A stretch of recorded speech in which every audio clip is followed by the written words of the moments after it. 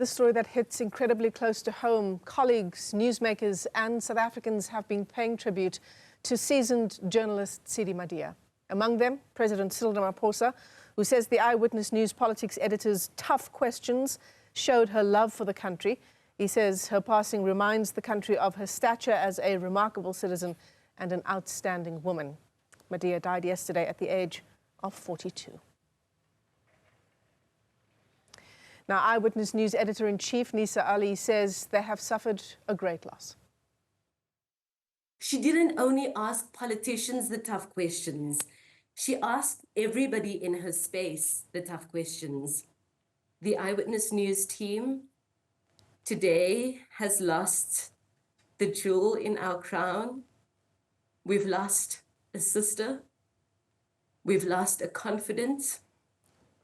We've lost a colleague. We've lost a friend.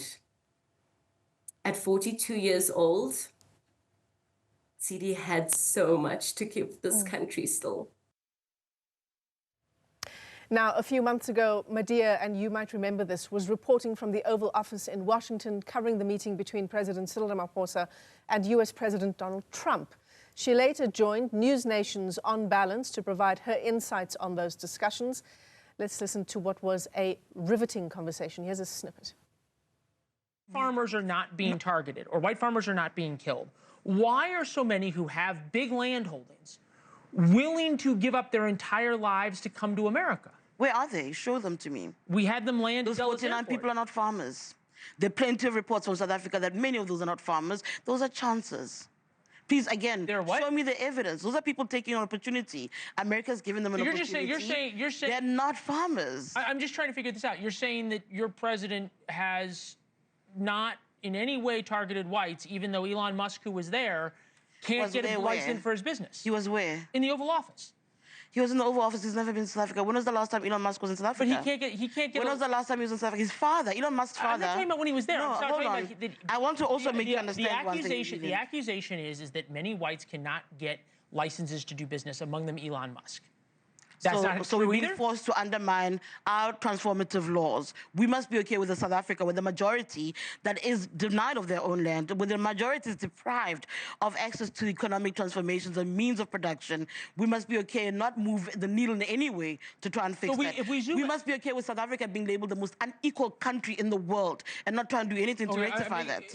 Because that's what that argument says. No, but the fact of the there matter, are laws. The fact of the matter is there must be bent for an individual. I just can't help but smile when I listen to that snippet. Makhudu Sefara is Sanef's chairperson, and he's the Sunday Times editor-in-chief. Thanks for coming in. I think we all watched that exchange. We watched it in real time, and we just thought, wow. Wow. I mean, it's a profound loss, not just for the industry or the family, or even not just for the country, but for the... Yeah. If you've interacted with Tshidi, you couldn't help but love her for her honesty, for her integrity, for her ability to look you in the face and say whatever she thought about whatever was on the table to discuss. If it made you uncomfortable, tough, you know, but she'll give it to you, you know, in her own way. And so I think, you know, Tshidi was able to engage with an array of people. You can take President Cyril Ramaphosa, for example, or Julius Malema, for example. Jacob Zuma, anyone. Yeah. So Julius would be so comfortable with Tshidi that he talks about what's in her bag, in her handbag. That's the relationship they have. But when you give her the mic and say, Tshidi, as we did on Clement Manyatela's show, Tshidi, let's analyze the EFF at 10. Is Julius Malema EFF or the EFF Julius, or are they, you know, separable? And she gives you the best analysis, no holds barred. She analyzes the EFF and Julius in a way that says to you, whatever the little friendships that happens off the mic doesn't matter at this point. Now we're doing work. Now this is Tshidi, the political analyst, the political journalist who will ask whatever questions, and when doing the analysis, all friendships suspended, professional. I mean, you couldn't help but want more TDs in the country's newsrooms. Yeah, and I mean, it's I think, a way that she disarmed her guests, right? Because she had this, I mean, she was taking selfies with David Mabuza. she had this way of disarming them off camera. But the thing was that when the camera and the microphone was turned on, it was fair game. Everything was fair game. And she understood that when she did that, it's not about her. It's not about them. It's about the discourse. The discourse, it's about the country, it's about whoever is affected by the subject being discussed. And that, outside of whoever is in the studio, the people who are watching are interested in what the truth is, and she'll pursue the truth regardless of who's on the other side of the mic. And that's what this country requires. Sometimes people come with their fancy titles and whatever. There's a level of deference that's given to them, and the questions that they are asked aren't exactly what they should be asked, but not with Tshidi. No. Tsidi's commitment was to the truth. Tsidi's commitment was to the country, to the continent. She asked questions about, how, Africa, about Africa's integration and how interconnected we are, and why the policies that we pursue don't take that into consideration and assumes that South Africa could just be an island of progress while the rest of the continent is falling apart. And she challenged that idea, but at the same time, she challenged what is being done within South Africa to make sure that there's progress, that, the things that need to be done that are captured in our National Development Plan and other things are pursued. And in the clip that you just played, where she's interviewed in the in the US following the trip there by our president, the thing for me that is important that she's putting on the table is that she's saying, don't lie about our country. Let's talk about the facts, yeah. And I think that there is a sense, and I think it's a fair comment to say that, I mean, the journalist was talking over Tshidi. Two journalists sitting in he was talking over her, constantly interrupting her, and he was clearly very unprepared. And I think that there is a sense that when perhaps journalists from outside of America come in to do an interview like that perhaps we're going to be intimidated. Exactly.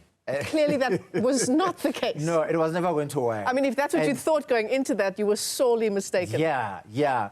And Tshidi understood that moment. And when they started doing what they were doing, she knew how to respond, not just for herself, for the country, she placed truth on the table. She challenged, she pushed back, and she said, if the truth aligns with what the country's government is saying, I am going to put it on the table. And, let me not be misunderstood. I'm not a government spokesperson around the table, but I'm saying things that support a view that is put on the table by government, which view coincides with the truth. And where that happens, South African journalists and journalists anywhere else should be able to do that. And knowing that doing so is not the old, let's all be patriotic, which is often confused for, let's just regurgitate everything that government says. But where the truth and what government says coincide, we should be able to do so and report that fairly accurately, which is what she did. But where there's a departure of the truth and what government says, we should be able to call it out. And, and that clip is so important. It's one of those clips that in journalism classes should be put there, and people should be taught, you know, there should be timestamps, all manner of things. No, At this point, what does it mean? What's the lesson that you're picking up from here? Yeah. And there should be debates about her posture, as you were asking, the posture adopted by American journalists. What are the underpinnings of such postures? What does it mean when you're a journalist and you get into an environment of this nature? How should you handle it? There's chapters in journalism books that can come out of that clip. And I think, I mean, her contribution is massive to journalism and communication in general. I mean, her politricking podcast, just sensational. That in itself, I think, will be a big part of the legacy that she leaves behind. Her ability to just talk to people about stuff, to extract information, but also to put very difficult, complex, tricky situations relating to our politics. You know, it's amazing stuff. Even us at Sanef, you know, she asked us difficult questions. And guys, Makhudu, I think at the time I was the chairperson of the Media Freedom Committee, essentially the spokesperson for Sanef. Makhudu, how are you guys dealing with this situation? Why is it that... And I'm sure you were scrambling to find answers. Yeah, I was a guest on her show on 702 and dealing with you know, how the media is approaching issues and, you know, what narratives are being put. Yeah, and in Tshidi fashion, we appreciated it because it afforded Sanef too an opportunity to reflect and to say, but is this view correct? And, you know, to raise consciousness within the people who are campaigning for media freedom in our country, to say, how do you balance this and this? Can we be conscious of this? And so on and so on. It's I mean, we're not used to being in the news, Makhudu. We report on the news, and that really is the crux of it. And when something like this happens and a loss like this happens in our industry, it does hit very hard, doesn't it? No, it does, because you don't expect it. You interact with somebody one moment, and you know, you think they'll always be around, and then you look at how energetic they are, how young they are. I mean, she's 42, and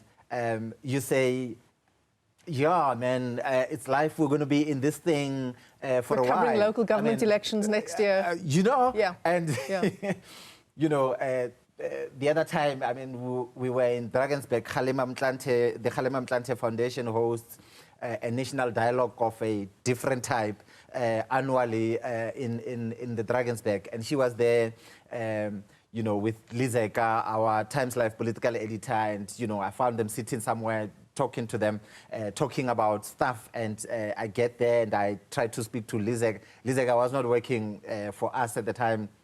And as I was going into that conversation with Lizek, she just jumped in and I was like, I'm not talking to you, Tshidi. I'm talking to Lizek.